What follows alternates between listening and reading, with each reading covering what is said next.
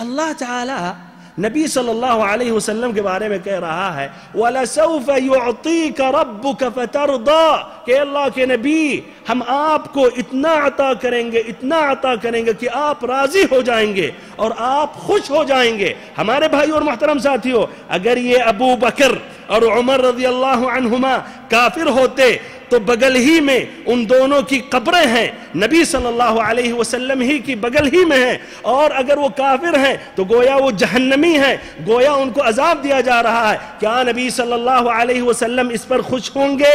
کیا آپ اس پر خوش ہیں؟ اور اب تک بھائیو اتنی صدیاں گزری، ابھی بھی وہ قبریں اپنی جگہ ہیں، محفوظ ہیں، اور وہی مسافت، وہی قربت ابھی بھی باقی ہے۔ تو بھائیو کس طرح نبی صلی اللہ علیہ وسلم کے بارے میں اللہ کہہ رہا ہے کہ ہم اتنا دیں گے یہاں تک کہ آپ راضی ہوں گے اور بغل میں دو کافروں کی قبریں ہوں؟